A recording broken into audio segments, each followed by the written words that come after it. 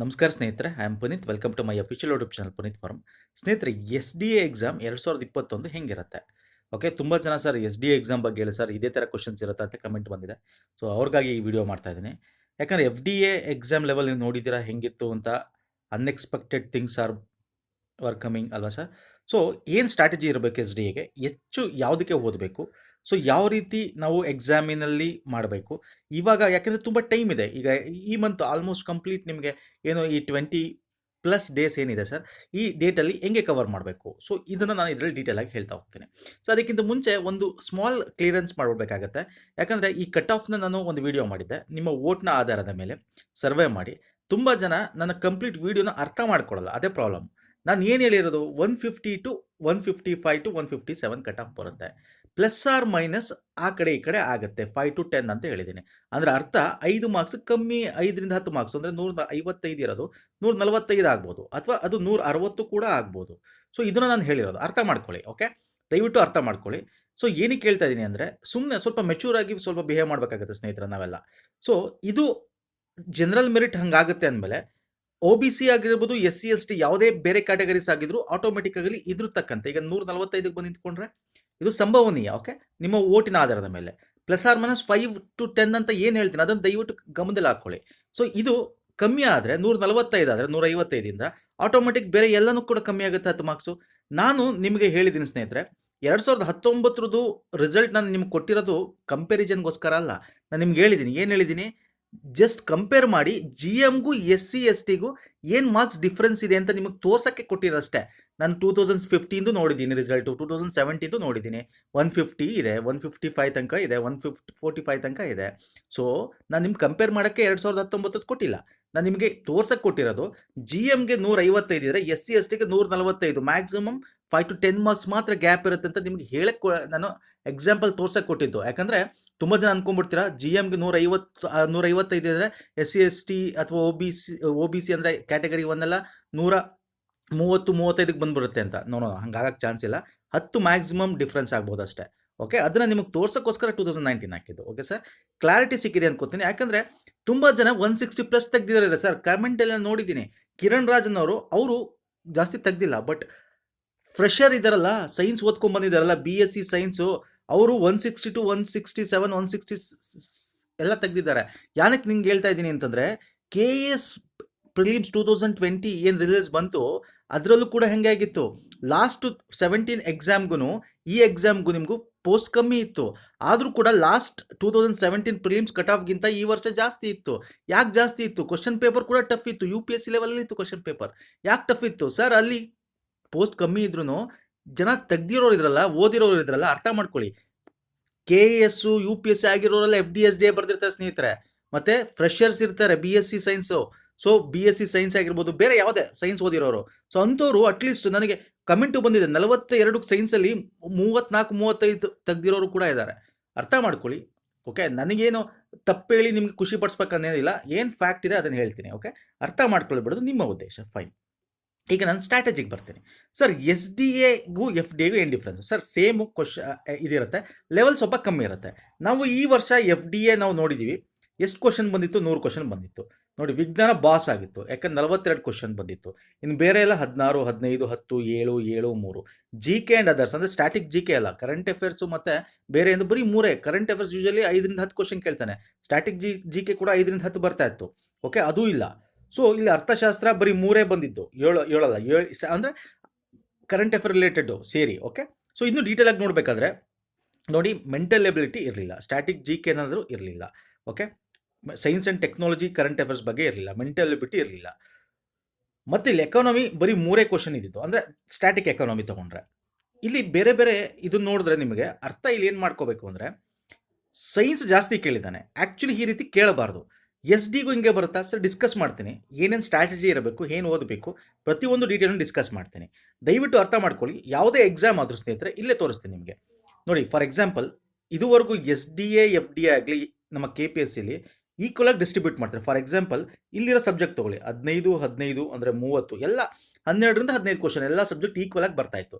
ಒಂದು 3-4 ಕ್ವಶನ್ ಆ ಕಡೆ ಈ ಕಡೆ ಆಗ್ತಿತ್ತು ಅಷ್ಟೇ, ಅಂದರೆ ಎಲ್ಲ ಸಬ್ಜೆಕ್ಟಿಂದನೂ ಬರ್ತಾಯಿತ್ತು. ಆದರೆ ಈ ಸಲ ಏನು ಮಾಡಿದ್ದಾನೆ, ಮೆಂಟಲ್ ಎಬಿಲಿಟಿ ಕೇಳಿಲ್ಲ. ಸೊ ಹೀಗೆ ಮಾಡಿದಾಗ ಏನಾಗುತ್ತೆ, ಇದರ ಅರ್ಥ ಈಗ ನಾನು ನಿಮಗೆ ಹೇಳ್ತೀನಿ, ಎಸ್ ಡಿಗೂ ಹಿಂಗೆ ಬರುತ್ತಾ ಸರ್? ನೋ. ಎಸ್ ಡಿ ಎಗೆ ಏನು ಬರ್ಬೋದು ಸರ್? ಸಿಂಪಲ್ಲು, ಇಲ್ಲಿ ಒಂದು ಅರ್ಥ ಮಾಡ್ಕೊಳ್ಳಿ. ಎಫ್ ಡಿ ಎ ಯಾಕೆ ಹಿಂಗಾಯಿತು? ಪೇಪರ್ ಲೀಕ್ ಆಗಿತ್ತು. S D A paper leak ಆಗಿತ್ತಾ? ಆಗಿದ್ರೂ ಇರಬಹುದು, ನಮಗೆ ಸಿಕ್ಕಿಲ್ಲ. ಯಾಕಂದರೆ ಎಕ್ಸಾಮ್ ನಡೆಯೋಕ್ಕೆ ತುಂಬ ಡೇಟ್ ಇತ್ತು, ಇನ್ನು 2 ಮಂತ್ಸ್ ಇತ್ತು ಅವಾಗ, ಜನವರಿ ಟೈಮಲ್ಲಿ. ಸೊ ಹಾಗಾಗಿ ಲೀಕ್ ಆಗಿದೆ ಅಂತೇಳಿ ಅದನ್ನು ಅವರು ಪ್ರಶ್ನೆ ಬದಲಿಸ್ತಿದ್ರೆ ಏನೂ ಮಾಡೋಕ್ಕಾಗಲ್ಲ. ಅಕಸ್ಮಾತ್ ಲೀಕ್ ಆಗಿಲ್ಲ ಅಂತ ಅವಾಗ ಏನು ಸೆಟ್ ಮಾಡಿದ್ರು, ಓಕೆ, ಡಿಸೆಂಬರ್ ಜನವರಿಲಿ ಏನು ಸೆಟ್ ಮಾಡಿದ್ರು ಅದೇ ಇದ್ರೆ, ಬದಲಿಸ್ದಿದ್ದರೆ ನಾರ್ಮಲ್ ಪೇಪರ್ ಎಲ್ಲದಕ್ಕೂ ಈಕ್ವಲ್ ಆಗಿ ಬರುತ್ತೆ. ನಾನು ನಿಮಗೆ ಫಸ್ಟ್ ಡಿಸ್ಕಸ್ ಮಾಡ್ತೀನಿ ಏನೇನು ಬರ್ಬೋದು ಅಂತ, ಅದಕ್ಕೆ ಹೆಂಗೆ ಓದಬೇಕು ಅಂತ ನಾನು ಈ ವಿಡಿಯೋ ಕೊನೆ ತನಕ ನೋಡಿ ಹೇಳ್ತಾ ಹೋಗ್ತೀನಿ. ಫೈನ್. ನೆಕ್ಸ್ಟು ಮಾಡರೇಟ್, ಅಂದರೆ ಸ್ವಲ್ಪ ಮಧ್ಯಮ, ಸ್ವಲ್ಪ ಡಿಫಿಕಲ್ಟಿ ಲೆವೆಲ್ ಬರ್ಬೋದು. ಅಂದರೆ ಎಲ್ಲ ವಿಷಯಗಳು ಸಮಾನಾಂತರವಾಗಿ ತೂಕ ಮಾಡಿ ಸ್ವಲ್ಪ ಡೀಪಾಗಿ ಕೇಳ್ಬೋದು. ಯಾವಾಗ ಕೇಳ್ತಾನೆ ಅದೇ ಚೇಂಜ್ ಮಾಡಿದರೆ ಕೇಳುವಂಥ ಚಾನ್ಸಸ್ ಇರುತ್ತೆ. ಓಕೆ, ಅಕಸ್ಮಾತು ಇವು ಈಗ ಹೆಂಗೆ, ಬಿಕಾಸ್ KPSC ಎಲ್ಲರೂ ಬೈತಾ ಇದ್ದೀವಿ. ಸೊ ಎಲ್ಲರೂ ಬೈಬೇಕಾರೆ ಏನು ಮಾಡ್ತಾರೆ KPSC ಅವರು? ತೋರಿಸ್ತೀನಿ ನಮ್ಮ ಕ್ವಶನ್ ಪೇಪರ್ ಅಂತ ತೋರಿಸಿದ್ದಾರೆ ನಿಮಗೆ. ಸೊ ಈ ರೀತಿ ಈಗಲೂ ಕೂಡ ತೋರಿಸುವಂಥ ಚಾನ್ಸಸ್ ಇದೆ. ಏನಾಗ್ಬೋದು, ವಿಜ್ಞಾನನೇ ಕೇಳೋದು ಅಂತ ಚಾನ್ಸಸ್ ಇದೆ. ಹೇಳ್ಬೋದು ನೀವು, ಸರ್ ಈ ಸಲ ವಿಜ್ಞಾನ ಕೇಳಲ್ಲ, ಇಲ್ಲಿ FD ಅಲ್ಲೇ ಕೇಳಿದ್ದಾನೆ, ST ಕೇಳಲ್ಲ ಅನ್ಕೋಬೋದು. ಚಾನ್ಸ್ ಆ ಥರ ಏನು ಚಾನ್ಸ್ ಇಲ್ಲ. ವಿಜ್ಞಾನನೇ ಜಾಸ್ತಿ ಬಂದರೂ ಬರ್ಬೋದು, ಅಕಸ್ಮಾತ್ ಬರ್ದೇನೂ ಇರ್ಬೋದು. ಹಾಗಾದ್ರೆ ಏನು ಮಾಡ್ಬೋದು ಅವನು? ಗಣಿತಮಯ ಕೂಡ ಮಾಡ್ಬೋದು. ಅಂದರೆ ಮೆಂಟಲ್ ಎಬಿಲಿಟಿ ಕ್ವಶನ್ 30 ಕ್ವಶನ್ ಕೇಳ್ಬಿಡ್ಬೋದು ನಿಮಗೆ. ಅರ್ಥ ಆಗ್ತಿದೆಯಲ್ಲ ಏನು ಹೇಳ್ತಾ ಇದ್ದೀನಿ ಅಂತ? GK ಪೇಪರಲ್ಲಿ ನಿಮಗೆ ಏನು ಬೇಕಾದ್ರೂ ಎಕ್ಸ್ಟ್ರಾ ಕೇಳ್ಬಿಡ್ಬೋದು. ಯಾಕಂದರೆ ಇದು ಕೂಡ ಲೀಕ್ ಆಗಿದೆ ಅಂತೇಳಿ ಒಂದು ಕ್ವಶನ್ ಪೇಪರ್ ಬದಲಿಸಿದ್ರೆ, ಓಕೆ, ಡಿಫಿಕಲ್ಟಿ 0.1, ಓಕೆ, ಅಂದರೆ ಈ ಪೇಪರ್ ಬಂದರೆ ಒಂದು ಪೇಪರಲ್ಲಿ ವಿಜ್ಞಾನ ಜಾಸ್ತಿ ಕೇಳ್ಬಿಡ್ಬೋದು, ಇನ್ನೊಂದು ಪೇಪರಲ್ಲಿ ಗಣಿತ ಜಾಸ್ತಿ ಕೇಳ್ಬಿಡ್ಬೋದು. ಓಕೆ, ಇನ್ನೊಂದು ಪೇಪರಲ್ಲಿ ಬರೀ ಕರೆಂಟ್ ಅಫೇರ್ಸ್ 20ರಿಂದ 30 ಕ್ವಶನ್ಸ್ ಕರೆಂಟ್ ಅಫೇರ್ ರಿಲೇಟೆಡ್. ಯಾಕಂದರೆ ಇದು ಮಾರ್ಚಲ್ಲಿ ನಡೀತಾ ಇರೋದು, ನಮ್ಮ ಬಡ್ಜೆಟ್ ಇದೆ, ಎಕನಾಮಿಕ್ ಸರ್ವೆ ಇದೆ, ಅದನ್ನು ಇನ್ಕ್ಲೂಡ್ ಮಾಡಿರ್ಬೋದು. ಗೊತ್ತಿಲ್ಲ ಏನೇನು ಆಗೋ ಚಾನ್ಸಸ್ ಇದೆ ಅಂತ ನಾನು ನಿಮ್ಗೆ ಹೇಳ್ತಾ ಇದ್ದೀನಿ. ಸಂಭವನೀಯ ಪತ್ರಿಕೆ ವಿಧಗಳು GK ಪೇಪರ್ ಬಗ್ಗೆ ಮಾತಾಡ್ತಾ ಇದ್ದೀನಿ. ಅಥವಾ ಅರ್ಥಶಾಸ್ತ್ರ FD ಅಲ್ಲಿ ಬರೀ 3ರಿಂದ 4 ಕ್ವಶನ್ ಬಂದಿತ್ತು ಅಂತೇಳಿ ಅರ್ಥಶಾಸ್ತ್ರಮಯ ಮಾಡಿಬಿಡ್ಬೋದು. ಅಂದರೆ ಹೇಳಿದ್ನಲ್ಲ, ಈಗ ಬಡ್ಜೆಟ್ಟು, ಆತ್ಮನಿರ್ಭರ ಭಾರತ್ ಬಗ್ಗೆ, ಬಡ್ಜೆಟ್ ಬಗ್ಗೆ, ಎಕನಾಮಿಕ್ ಸರ್ವೆ ಬಗ್ಗೆ, ಸೆಂಟ್ರಲ್ ಗೌರ್ಮೆಂಟು, ಈ ರೀತಿ ಎಲ್ಲ ಕ್ವಶನ್ಸು, ಅಥವಾ RBI ಬಗ್ಗೆ, ರೇಪೋ ರೇಟ್ ಬಗ್ಗೆ, ಎಲ್ಲ ಬ್ಯಾಂಕಿಂಗ್ ಸಿಸ್ಟಮ್ ಬಗ್ಗೆ, ಮರ್ಜ್ ಆಗಿರೋದು ಹೆಂಗಾಯಿತು, ಇದು ಎಲ್ಲಿದೆ ಅದರ ಹೆಡ್ ಆಫೀಸು, ಹಿಂಗೆ ಕೇಳ್ಬಿಡ್ಬೋದು. ಅಂದರೆ ಜಾಸ್ತಿ ಕ್ವಶನ್ ಈ ಸಬ್ಜೆಕ್ಟ್ ಮೇಲೆ ಬರ್ತಕ್ಕಂಥದ್ದು ಇರೋದು. ಅಂದರೆ ಈ ರೀತಿ ಕ್ವಶನ್ ಪೇಪರ್ ಸೆಟ್ ಆಗೋ ಚಾನ್ಸಸ್ ಇದೆ. ಅಕಸ್ಮಾತ್ ಅವ್ರ question paper last 2 months back ಏನಿತ್ತು ಅದೇ ಇದ್ದರೆ, ಬದಲಿಸ್ತಿದ್ರೆ ಈಸಿ ಪೇಪರ್ ಬರುತ್ತೆ. ಓಕೆ, ಬದಲಿಸಿದ್ರೆ ಓಕೆ, FDA ಜಾಸ್ತಿ ಕೊಟ್ಟಿದ್ದೀವಿ, ಓಕೆ, SDA ಸ್ವಲ್ಪ ಈಸಿ ಕೊಡೋಣ, ಮಧ್ಯಮವಾಗಿ ಕೊಡೋಣ ಅಂತಂದರೆ ಎಲ್ಲ ವಿಷಯಕ್ಕೂ ಸಮಾಂತರ ಮಾಡ್ಬೋದು. ಇಲ್ಲ ನಾನು SDAನೂ ಕೂಡ ಇವರಿಗೆ ಕಮ್ಮಿ ಕೊಡಬೇಕು, ನಮಗೆಲ್ಲ ಬೈದಿದ್ದಾರೆ ಅಂತ ಕೋಪ ಇಟ್ಕೊಂಡು ಅವರು ಡಿಫಿಕಲ್ಟಿ ಲೆವೆಲ್ 1ನಲ್ಲಿ ವಿಜ್ಞಾನಮಯ ಕೂಡ ಮಾಡೋಂಥ ಚಾನ್ಸಸ್ ಇರುತ್ತೆ ಫುಲ್ ಕಂಪ್ಲೀಟಾಗಿ. ಅಥವಾ ಗಣಿತಮಯ ಅಂದರೆ ಕಂಪ್ಲೀಟ್ ಜಾಸ್ತಿ ಮೆಂಟಲ್ ಎಬಿಲಿಟಿ ಕೇಳುವಂಥ ಚಾನ್ಸಸ್ ಇರುತ್ತೆ. ಮತ್ತು ಕರೆಂಟ್ ಅಫೇರ್ ಕೇಳುವಂತಕ್ಕಂಥ ಅಕಸ್ಮಾತ್ ಬೇರೆ ಪೇಪರ್, ಅಕಸ್ಮಾತ್ ಅವ್ರು ಕರೆಂಟ್ ಅಫೇರೇ ಕೇಳಬೇಕು ಅಂದರೆ 30ರಿಂದ 40 ಕ್ವಶನ್ ಕರೆಂಟ್ ಅಫೇರೇ ಜಾಸ್ತಿ ಹಾಕಿ ಕೇಳ್ತಕ್ಕಂಥ ಪೇಪರ್ ತಯಾರು ಮಾಡಿದರೂ ಕೂಡ ಸಾಧ್ಯ ಇದೆ. ಫೈನ್. ಸೊ ಏನೇ ಕೇಳಿ ಸರ್, ಏನೇ ಕೇಳಿ, ಇದು GK ಪೇಪರ್ ಬಗ್ಗೆ ಆಯಿತು. ಓಕೆ, GK ಪೇಪರ್ ಬಗ್ಗೆ ಆಯಿತು. ಏನೇ ಕೇಳಿ ಮುಂದೆ ಹೇಳ್ತೀನಿ ಲಾಸ್ಟ್ಲಿ ಹೆಂಗೆ ಓದಬೇಕು ಏನು ಅಂತ. ಕನ್ನಡ ಪೇಪರ್ ಮಾತ್ರ ಮರಿಬೇಡಿ, ಹೇಳ್ತಾ ಇದ್ದೀನಿ. He is the king. ಯಾಕಂದರೆ ಈ ಸಲ ಕನ್ನಡ ಪೇಪರು FD ಅಲ್ಲಿ ಈಸಿ ಇತ್ತು. 80+ ತೆಗಿಬೋದು ಆರಾಮಾಗಿ. ಇನ್ನೂ ಚೆನ್ನಾಗಿ ಹೋಗಿದ್ರೆ 90+ ತೆಗ್ದಿರೋರು ಇದ್ದಾರೆ. ಓಕೆ, ನನಗೆ ಗೊತ್ತಿದೆ 90+, 80+ ತೆಗ್ದಿರೋರು ಇದ್ದಾರೆ. So king. ಸೊ ಈಗ ಏನು ಮಾಡ್ಬೋದು, ಸ್ವಲ್ಪ ಈಸಿ ಕೊಟ್ಟು ಪೇಪರ್, ನಿಮಗೆ ಈಸಿ ಟು ಮಾಡ್ರೇಟ್ ಕೊಟ್ಟು GK ಪೇಪರ್ನ SD ಅಲ್ಲಿ ಸಾಮಾನ್ಯ ಕನ್ನಡ ಪತ್ರಿಕೆ ಸ್ವಲ್ಪ ಡಿಫಿಕಲ್ಟ್ ಮಾಡಿಬಿಡ್ತಾನೆ. ಏನು ಮಾಡಿಬಿಡ್ತಾನೆ, ಕನ್ನಡ ವ್ಯಾಕರಣ ಜಾಸ್ತಿ ಕ್ವಶನ್ ಕೊಟ್ಬಿಡ್ತಾನೆ. ಈ ಸಲ ಕನ್ನಡ ವ್ಯಾಕರಣ ಜಾಸ್ತಿ ಇರಲಿಲ್ಲ, ಬರೀ ವಿರುದ್ಧ ಪದ, ಗುಂಪಿಗೆ ಸೇರಾದ ಪದ, PQRS, ಅದರ್ಥ, ಈ ಥರ ಇತ್ತು. ಸಾಹಿತ್ಯ ಕ್ವಶನ್ಸ್ ಅಂತೂ ವೆರಿ ಲೆಸ್ ಇತ್ತು. ಅಂದರೆ ಬಿರುದುಗಳಾಗಿರ್ಬೋದು, ಇದು ವೆರಿ ಲೆಸ್ ಇತ್ತು ಲಾಸ್ಟ್ ಪ್ರೀವಿಯಸ್ ಸೀರೀಸ್ಗೆಲ್ಲ ಕಂಪೇರ್ ಮಾಡಿದ್ರೆ. ಸೊ ಏನು ಮಾಡ್ಬಿಡ್ಬೋದು, ವ್ಯಾಕರಣದ ಚಾಪ್ಟರ್ಗಳ ಕ್ವಶನ್ಸು 40ರಿಂದ 50 ಕ್ವಶನ್ ಅದನ್ನೇ ಬಂದ್ಬಿಡ್ಬೋದು. FDA ಥರ ಈಸಿ ಕೊಡ್ದೇ ಕನ್ನಡ ಪತ್ರಿಕೆನ ಜಾಸ್ತಿ ಡಿಫಿಕಲ್ಟಿ ಮಾಡೋ ಚಾನ್ಸಸ್ ಇರುತ್ತೆ. ಓಕೆ, ವೆರಿ ಇಂಪಾರ್ಟೆಂಟ್ ಇದು. ಅಥವಾ ಏನು ಮಾಡ್ಬೋದು, ಸಾಹಿತ್ಯದ ಬಗ್ಗೆ ಹೆಚ್ಚು ಕ್ವಶನ್ ಕೇಳ್ಬಿಡ್ಬೋದು. ಅಂದರೆ ವ್ಯಾಕರಣ ಕಮ್ಮಿ ಮಾಡಿ ಸಾಹಿತ್ಯ ಕ್ವಶನ್ ಹೆಚ್ಚು ಕೇಳ್ಬಿಡ್ಬೋದು. ಇದು ಸಂಭವನೀಯ. ನಾನು ನಿಮ್ಗೆ ಹೇಳ್ತಾ ಇದ್ದೀನಿ, ಎಲ್ಲದಕ್ಕೂ ಪ್ರಿಪೇರ್ ಆಗಿರಬೇಕು. ಇದಕ್ಕಿಂತ ವರ್ಸ್ಟ್ ಬರಲ್ಲ ಅನ್ನೋ ರೀತಿ ನಾವು ಮೆಂಟಾಲಿಟಿ ಇಟ್ಕೋಬೇಕು ಸ್ನೇಹಿತರೆ. ಫೈನ್. ಓಕೆ, ಈಗ ಕನ್ನಡ ಪೇಪರು ಈ ರೀತಿ ಬರ್ಬೋದು, ನಾವು ಡಿಸ್ಕಸ್ ಮಾಡಿದ್ವಿ ಅಲ್ವಾ. GK ಪೇಪರು ಈ ರೀತಿ ಡಿಫಿಕಲ್ಟಿ ಲೆವೆಲಲ್ಲಿ ಯಾವ್ದು ಬೇಕಾದ್ರೂ ಒಂದು ಹೆಚ್ಚಿಗೆ ಕೊಟ್ಟು ಕೇಳ್ಬೋದು, ಅಥವಾ ಮಾಡ್ರೇಟ್ ಆಗಿ ಎಲ್ಲನೂ ಸಮಾನಾಂತರವಾಗಿ ಕೇಳ್ಬೋದು, ಈಸಿದು ಇರ್ಬೋದು ಅಂತ ಡಿಸ್ಕಸ್ ಮಾಡಿದ್ವಿ ಅಲ್ವಾ. ಅವರು ನಮ್ಗೆ ಗೊತ್ತಿಲ್ಲ ಹೆಂಗೆ ಬರುತ್ತೆ ಅಂತ. ಫೈನ್. ಹಾಗಾದ್ರೆ ಹೇಗೆ ಓದಬೇಕು, what is the strategy sir? Strategy ಹೆಂಗಿರಬೇಕು ಅಂತಂದರೆ, ಫಸ್ಟ್ ಹೇಳ್ತೀನಿ, ನಿಮಗೆ ಕ್ವಶನ್ ಪೇಪರ್ಸು ನೀವು ಪ್ರೀವಿಯಸ್ ಇಯರು ಮಾಡಿರಬೇಕು ಸರ್. Very important sir.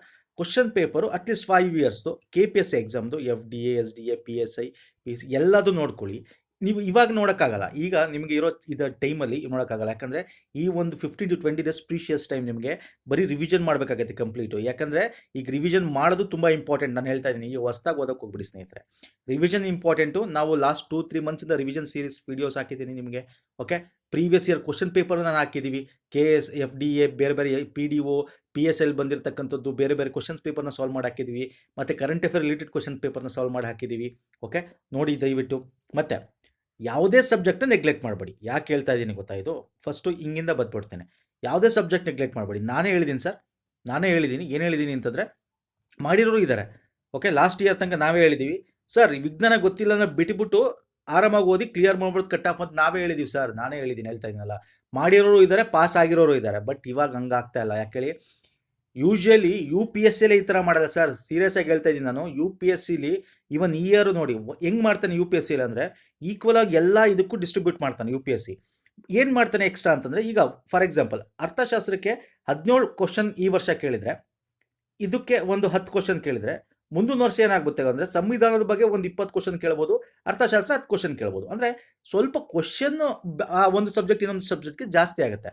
ಈ ವರ್ಷ ಏನಾಗಿತ್ತು, 2020 ನಡೆದಿರ್ತಕ್ಕಂಥ UPSC ಪರೀಕ್ಷೆಯಲ್ಲಿ ಜಿಯೋಗ್ರಫಿ ರಿಲೇಟೆಡ್, ಎಸ್ಪೆಷಲಿ ಅಗ್ರಿಕಲ್ಚರ್, ವ್ಯವಸಾಯದ ಬಗ್ಗೆ ಹೆಚ್ಚು ಕ್ವಶನ್ ಕೇಳಿದ. ಅಂದರೆ ಎಲ್ಲನೂ ಕವರ್ ಮಾಡ್ತಾನೆ, ಆ ರೀತಿ ಇರುತ್ತೆ. ಬಟ್ ಈ ನಮ್ಮ KPS ವರ್ಸ್ಟ್ ಆಗಿಬಿಟ್ಟಿದ್ದಾರೆ. ಯಾಕಂದರೆ ಈಗ ಏನು ಬಂದಿದೆಯಲ್ಲ FDA, ಅದು ರಾಂಗ್ ಆ್ಯಕ್ಚುಲಿ ಹೇಳ್ಬೇಕಂದ್ರೆ. ಯಾಕಂದರೆ ಸರ್, ಎಲ್ಲದಕ್ಕೂ ಸರ್ ಈಕ್ವಲ್ಲು ನಾವು ವೆಯ್ಟೇಜ್ ಕೊಡಬೇಕಾಗತ್ತೆ. ಏಕೆ? ಎಲ್ಲ ರೀತಿಯಾದ ಸ್ಟೂಡೆಂಟ್ಸ್ ಇರ್ತಾರೆ. Science, arts, engineering, commerce. So ಎಲ್ಲ ರೀತಿ ವಿದ್ಯಾರ್ಥಿ ಇರ್ತಾರೆ. ಸೊ ಈಕ್ವಲ್ ಆಗಿ ಕೊಡಬೇಕಾಗತ್ತೆ. ಅವ್ರಿಗೇನು ಕೋಪ ಆಯಿತು ಆ ರೀತಿ ಮಾಡಿದ್ದಾರೆ. SDAನೂ ಆ ರೀತಿ ಬರಲ್ಲ ಅಂತ ಹೇಳೋಕ್ಕಾಗಲ್ಲ, ಬರಬಹುದು. ಯಾವ ರೀತಿ ಬರಬಹುದು ಅಂತ ನಿಮ್ಗೆ ಹೇಳಿದ್ದೀನಿ. ಸೊ ಸ್ಟ್ರಾಟಜಿಸ್ ಏನು? ಕ್ವಶನ್ ಪೇಪರ್ಸ್ ಇವಾಗ ಇಲ್ಲ ಅಂತಂದರೆ, ನೀವು ಆಲ್ರೆಡಿ ಏನು ಫಾಲೋ ಮಾಡ್ಕೊಂಬಂದಿರ್ತೀರ, ಎಲ್ಲೆಲ್ಲಿ ಓದಿರ್ತೀರ, ಯಾವ್ಯಾವ ಸೋರ್ಸ್ ಓದ್ತೀರ, ಅದನ್ನೇ ರಿಪೀಟ್ ಮಾಡಿ. Fine, okay. ಮತ್ತು ನೆಗ್ಲೆಕ್ಟ್ ಮಾಡಬೇಡಿ ಯಾವುದನ್ನ ಸರ್, ಬೇಸಿಕ್ಸ್ನ. ಯಾಕಂದರೆ ನಾನು ನಿಮಗೆ ಪ್ರತಿಯೊಂದು ನೋಟಿಫಿಕೇಷನ್ ಆದಾಗ ಹೇಳ್ತಾ ಇರ್ತೇನೆ. NCERT ಓದಿ, DSERT ಓದಿ. ಅಂದರೆ ನಮ್ಮ ಡಿಪಾರ್ಟ್ಮೆಂಟ್ ಆಫ್ ನಮ್ಮ ಟೆಕ್ನಿಕಲ್ ಎಜುಕೇಷನ್, ನಮ್ಮ ಏನು ಸೆಕೆಂಡರಿ ಅಂದರೆ ಸ್ಟೇಟ್ದು ಸಿಲೆಬಸ್ ಏನಿದೆ, ಸ್ಟೇಟ್ ಎಕ್ಸಾಮಿನೇಷನ್ ಸಿಲೆಬಸ್ ಏನಿದೆ, ರಿಸರ್ಚ್ ಟೆಕ್ಸ್ಟ್ ಬುಕ್ಸು ನಮ್ಮ DSERTದು, ಅದನ್ನು ಓದ್ಕೊಳ್ಳಿ. ಯಾಕಂದರೆ ತುಂಬ ಕ್ವಶನ್ಸ್ ಅದರಿಂದ ಕೂಡ ಬರುತ್ತೆ. ನಾನು ಪ್ರತಿಯೊಂದು ಹೇಳಿದ್ದೀನಿ. ಟೈಮ್ ಇಲ್ಲ ಅಂದರೆ ಸರ್, ಬರೀ ನಮ್ಮ ಕರ್ನಾಟಕದ school textbooks up to 12 ತನಕ ಓದ್ಕೊಂಡು ಹೋಗಿ ಅಂತಲೂ ಕೂಡ ಹೇಳಿದ್ದೀನಿ. ಯಾಕಂದರೆ ಅಲ್ಲಿ ಒಂದಷ್ಟು ಡೈರೆಕ್ಟ್ ಕ್ವಶನ್ಸ್ ಬರ್ತವೆ ಅಲ್ಲಿಂದ. ಓಕೆ, ಸೊ ಅದರಿಂದ NCERT ಆಗಿರ್ಬೋದು, ಇದಾರದು ವೆರಿ ಇಂಪಾರ್ಟೆಂಟ್. ಫೈನ್. ಮತ್ತು ಈಗ ಉಳಿದಿರೋದೇನು ಅಂತಂದರೆ, ಈಗ ಏನು ಮಾಡಬೇಕು ನೀವು? ಜಸ್ಟ್ ರಿವಿಷನ್ ಮಾಡಬೇಕು. ಏನು ರಿವಿಷನ್ ಮಾಡಬೇಕು? ಯಾವುದೇ ಸಬ್ಜೆಕ್ಟ್ನ ಬಿಡಬಾರ್ದು. ಒಂದು ವೆರಿ ವೆರಿ ಇಂಪಾರ್ಟೆಂಟ್ ಪಾಯಿಂಟ್ ಅಂದರೆ ಯಾವುದು ಅಂದರೆ, ಯಾವುದೇ ಸಬ್ಜೆಕ್ಟ್ನ ಬಿಡಬಾರ್ದು. ಓಕೆ, ಬಿಟ್ಟರೆ, ಯಾಕಂದರೆ ನೀವು ಮೆಂಟಲ್ ಎಬಿಲಿಟಿ ಇಲ್ಲ, ಏನೋ 5 ಕ್ವಶನ್ ಕೊಡ್ತಾ ಅಂತಂದರೆ ಅಕಸ್ಮಾತ್ ಈ SDAಲಿ ಮೆಂಟಲ್ ಎಬಿಲಿಟಿ ಮಾಯ ಮಾಡಿಬಿಟ್ರೆ ಏನೂ ಮಾಡೋಕ್ಕಾಗಲ್ಲ. ಸೊ ಅದರಿಂದ ನೋಡೋಣ, ಈಸಿ ಬರುತ್ತೆ ಅಂತ ಎಕ್ಸ್ಪೆಕ್ಟ್ ಮಾಡೋಣ. ಬಟ್ ವರ್ಸ್ಟ್ಗೆ ಪ್ರಿಪೇರ್ ಆಗಿರ್ಬೇಕು ನಾವು. ಮತ್ತು ಅಲ್ಲಿ ಹೋದ ತಕ್ಷಣ ಎಕ್ಸಾಮಿನಲ್ಲಿ ನಿಮ್ಗೆ ಯಾವ್ದು ಈಸಿ ಇರುತ್ತೆ ಫಸ್ಟ್ ಅದನ್ನು ಸಾಲ್ವ್ ಮಾಡಬೇಕಾಗುತ್ತೆ. Okay, fine. Question paper revision ಮಾಡಿ, ನಮ್ಮ ಚಾನಲಲ್ಲೂ ಇದೆ, ನೋಡಿ ಬೇಕಾರೆ. ಓಕೆ, ಇನ್ನೊಂದು, ಈ ಕಂಪ್ಲೀಟ್ ಟೈಮ್ ಏನಿದೆ ಕಂಪ್ಲೀಟ್ ನೀವು ರಿವಿಷನ್ ಮಾಡಬೇಕಾಗತ್ತೆ. ಎಲ್ಲ ಸಬ್ಜೆಕ್ಟ್ ರಿವಿಷನ್, ಕಾನ್ಸೆಪ್ಟ್ ಕ್ಲಿಯರ್ ಆಗಿರಬೇಕು. ಮತ್ತು ಕನ್ನಡ ವ್ಯಾಕರಣ ಸಾಹಿತ್ಯನ ಮಾತ್ರ ಮರಿಬೇಡಿ. ನಾವು ಕನ್ನಡ ವ್ಯಾಕರಣದ ಕಂಪ್ಲೀಟ್ ಒಂದು 2-3 ಪ್ಲೇಲಿಸ್ಟ್ ಇದೆ ನಮ್ಮ ಒಂದು ಚಾನಲಲ್ಲೇ ನೋಡ್ಬೋದು. ಮತ್ತು ಈಗ ಮೊನ್ನೆ ತಾನೇ ಎಕ್ಸಾಮ್ ಇನ್ನೊಂದಿನ ನಾವು ಸಂಪೂರ್ಣ ಕನ್ನಡ ವ್ಯಾಕರಣ ಅಂತೇಳಿ 1.5 ಅವರ್ದು ಬಿಟ್ಟಿದೆ. ಅದು ತುಂಬ ಹೆಲ್ಪ್ ಆಗಿದೆ ಎಕ್ಸಾಮ್ಸ್ FDA ಬರ್ತಿರೋರಿಗೆ. ಫೈನ್. ಇನ್ನು ಸಾಹಿತ್ಯದ ಬಗ್ಗೆ ಕೂಡ ಒಂದು 2-3 ವೀಡಿಯೋ ನಮ್ಮ ಚಾನಲಲ್ಲೂ ಇದೆ, ನೋಡ್ಬೋದು. ಸಾಹಿತ್ಯದ ಬಗ್ಗೆ ಏನೇ ಮಿಸ್ ಮಾಡಬಾರ್ದು ಸರ್, ಏನು ಕೂಡ ಮಿಸ್ ಮಾಡಬಾರ್ದು. ಸೊ ನೆಕ್ಸ್ಟ್ ಪ್ರಿಪೇರ್ ಆಗಬೇಕಾದ್ರೆ ಎಕ್ಸಾಮ್ಗೆ ಕ್ವಶನ್ಸ್ ಪೇಪರ್ಸ್ನ ಮರಿಬೇಡಿ ಸ್ನೇಹಿತರೆ, ಎಸ್ಪೆಷಲಿ KPSCದು. ಓಕೆ, KPSC ವಿವಿಧ ಪರೀಕ್ಷೆಯಲ್ಲಿ ಬಂದಿರತಕ್ಕಂಥ ಅಟ್ಲೀಸ್ಟ್ 5 ಇಯರ್ಸ್ದು ನೋಡ್ಕೊಂಡು ಹೋಗಿ. ಈಗ ಸೈನ್ಸ್ ಬಗ್ಗೆ ಏನು ಮಾಡೋದು ಸರ್, ನಾವು ಓದಿಲ್ಲ ಅಂತಂದರೆ ನೋಡೋಣ, ನಮ್ಮ ಚಾನಲಲ್ಲಿ ಎಲ್ಲ ಸಬ್ಜೆಕ್ಟು ಕವರ್ ಮಾಡಿದ್ದೀವಿ. ಸೈನ್ಸ್ ಬಿಟ್ಟು, ಸೈನ್ಸ್ ಮಾಡಿಲ್ಲ. ಸೈನ್ಸ್ನ ನೋಡೋಣ, ಈ FD SDA ಆಗಸ್ಟಲ್ಲಿ ಸ್ವಲ್ಪ ಚಾಪ್ಟರ್ ವೈಸು ಅಥವಾ ಒಂದಷ್ಟು MCQs ತರಕ್ಕೆ ಟ್ರೈ ಮಾಡ್ತೀವಿ. ಓಕೆ, ಈಗ ಏನು ಮಾಡಬೇಕು? ಜಸ್ಟ್ ನಮ್ಮ ಚಾನಲಲ್ಲೂ ಕೂಡ ಒಂದು ಪ್ಲೇಲಿಸ್ಟೇ ಇದೆ, FDA SDA PSI ವೀಡಿಯೋಸ್ 2020-21 ಅಂತೇಳಿ 106. ಇದಕ್ಕೆ ಅಪ್ಡೇಟ್ ಆಗ್ತಾ ಇರುತ್ತೆ ಡೈಲಿ ವೈಸು, ನಾವು ವೀಡಿಯೋ ಮಾಡ್ದಂಗೆ ಅಪ್ಡೇಟ್ ಆಗ್ತಾ ಇರುತ್ತೆ. ಇಲ್ಲಿ ಹೋದ್ರೆ ಪ್ಲೇಲಿಸ್ಟ್ಗೆ ನೀವು ಇಲ್ಲಿ ಸ್ಕ್ರೋಲ್ ಮಾಡೋ 106 ವೀಡಿಯೋ ಇದೆ. ಇಲ್ಲಿ ಚಾಪ್ಟರ್ ವೈಸ್ ವೀಡಿಯೋಸ್ಗಳಿದೆ, ಥಿಯರಿ ವಿಡಿಯೋಸು ಮತ್ತು MCQsಗಳಿದೆ. ಅಂದರೆ ಪ್ರಶ್ನೋತ್ತರಗಳು, ಬಹು ಆಯ್ಕೆ ಪ್ರಶ್ನೋತ್ತರಗಳು ಇದೆ. ಇದರಲ್ಲಿ ಪ್ರೀವಿಯಸ್ ಇಯರ್ ಕ್ವಶನ್ಸ್ ಕವರ್ ಮಾಡಿದ್ದೀವಿ. ಅಂದರೆ ಎಲ್ಲ ಸಬ್ಜೆಕ್ಟ್ ಇದೆ, ಸೈನ್ಸ್ ಬಿಟ್ಟು. ಓಕೆ, ಸೈನ್ಸ್ ನೋಡೋಣ ಈ ಮಂತಲ್ಲಿ SDA ಒಳಗೆ ಆದರೆ ನಾವು ಕವರ್ ಮಾಡೋಕ್ಕೆ ಟ್ರೈ ಮಾಡ್ತೀವಿ. ಓಕೆ, ಇದನ್ನು ನೀವು ರಿವಿಷನ್ಗೆ ಯೂಸ್ ಮಾಡ್ಕೋಬೋದು. ಯಾಕಂದರೆ ಇದೆಲ್ಲ ಮ್ಯಾರಥಾನ್ ವೀಡಿಯೋಸ್ಗಳಿದೆ. ನಾವು ಕಂಪ್ಲೀಟ್ ಮ್ಯಾರಥಾನ್ ವೀಡಿಯೋಸ್ಗಳು ಮಾಡಿದ್ದೀವಿ. ಮ್ಯಾರಥಾನ್ ಅಂದರೆ 1.5 2 ಅವರ್ಸಲ್ಲಿ ಭಾರತದ ಭೂಗೋಳಶಾಸ್ತ್ರ, ಪ್ರಾಕೃತಿಕ ಭೂಗೋಳಶಾಸ್ತ್ರ, ಮತ್ತು ಸಂವಿಧಾನದ ಬಗ್ಗೆ ಆಗಿರ್ಬೋದು, ಮತ್ತು ಇತಿಹಾಸದ ಬಗ್ಗೆ ಆಗಿರ್ಬೋದು, ಕರ್ನಾಟಕ ಇತಿಹಾಸ ಆಗಿರ್ಬೋದು, ಭಾರತದ ಇತಿಹಾಸ ಆಗಿರ್ಬೋದು. ಸೊ ಹೀಗೆ ಮ್ಯಾರಥಾನ್ ವೀಡಿಯೋಸ್ಗಳಿವೆ, ಅದನ್ನು ಕೂಡ ನಿಮಗೆ ಪಾಯಿಂಟ್ಸ್ಗಳು ಹೆಲ್ಪ್ ಆಗುತ್ತೆ.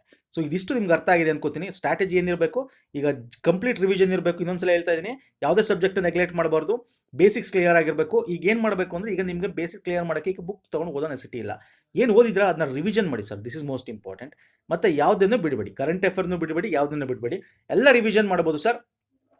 ನಿಮಗೆ ಕರೆಂಟ್ ಅಫೇರ್ ಬೇರೆನೇ ನಮ್ಮ ಅದರಲ್ಲಿ ಡೀಟೇಲಾಗಿ ಎಕ್ಸ್ಪ್ಲೇನ್ ಮಾಡಿದ್ದೀನಿ. ಅದಕ್ಕೆ ಕರೆಂಟ್ ಅಫೇರ್ ಯಾವಾಗಲೂ 360 ಡಿಗ್ರಿ ಪಾಯಿಂಟ್ ಆಫ್ ವ್ಯೂ ಅಂತ ಓದಬೇಕು ಅಂತ ಹೇಳ್ತಾ ಇರ್ತೀನಿ. ನಾನು ವೀಕ್ಲಿ ಕರೆಂಟ್ ಅಫೇರ್ ಆಗಿರ್ಬೋದು, ಮಂತ್ಲಿ ಕರೆಂಟ್ ಅಫೇರ್ ಆಗಿರ್ಬೋದು, ಒಂದು ಕ್ವಶನ್ ನಾನು ಡೀಟೇಲಾಗಿ ಯಾಕೆ ಎಕ್ಸ್ಪ್ಲೇನ್ ಮಾಡ್ತೀನಿ ಅಂದರೆ, ಆ ಕ್ವಶನ್ನು ಹಿಂದೆ ಮುಂದೆ ಎಲ್ಲ 360 ಡಿಗ್ರಿ ತಿಳ್ಕೊಂಡಿದ್ರೆ ಅವ್ನು ಹಂಗೆ ಕೇಳಿದ್ರು ಹೇಳ್ಬೋದು ಅಂತ. ನಾವು ಗೌರ್ಮೆಂಟ್ ಸ್ಕೀಮ್ಸ್ ಮಾಡಿದ್ದೀವಿ, ಲಾಸ್ಟ್ ಇಯರ್ದು, ಈ ಇಯರ್ದು, ಸೆಂಟ್ರಲ್ ಗೌರ್ಮೆಂಟು, ಸ್ಟೇಟ್ ಗೌರ್ಮೆಂಟು, ಎಲ್ಲ ವೀಡಿಯೋಸು ನಮ್ಮ ಚಾನಲಲ್ಲಿ ಲಭ್ಯ ಇದೆ. ಯುಟಿಲೈಸ್ ಮಾಡ್ಕೊಳ್ಳಿ. SDA ಪರೀಕ್ಷೆ ನಿಮ್ಮದ ಸಕ್ಸಸ್ ಆಗಲಿ. ಯಾಕಂದರೆ FDA ಬರೆದಿರೋರು ತುಂಬ ಜನ SDA ಬರೀತಾರೆ, ಕಾಂಪಿಟೇಷನ್ ಜಾಸ್ತಿ ಇದೆ. ಯುಟಿಲೈಸ್ ಮಾಡ್ಕೊಳ್ಳಿ. ಈ ಲಿಂಕ್ ಕೂಡ ನಾನು ನಮ್ಮ ಟೆಲಿಗ್ರಾಮ್ ಚಾನಲ್ಗಳಲ್ಲೂ ಹಾಕ್ತೀವಿ, ಮತ್ತು ಈ ಒಂದು 106 ವೀಡಿಯೋ ಇರತಕ್ಕಂಥ ಲಿಂಕ್ ಕೂಡ ನಾನು ಡಿಸ್ಕ್ರಿಪ್ಷನ್ ಬಾಕ್ಸ್ ಅಥವಾ ಕಮೆಂಟ್ ಸೆಕ್ಷನ್ ಹಾಕಿರ್ತೀನಿ ಸ್ನೇಹಿತರೆ. ಯುಟಿಲೈಸ್ ಮಾಡಿಕೊಂಡು ಚೆನ್ನಾಗಿ ಓದಿ ಅಂತ ಹೇಳ್ತಾ ಮುಗಿಸ್ತಾ ಇದ್ದೀನಿ ವಿಡಿಯೋ. All the best. ಧನ್ಯವಾದಗಳು. ನಮಸ್ಕಾರ.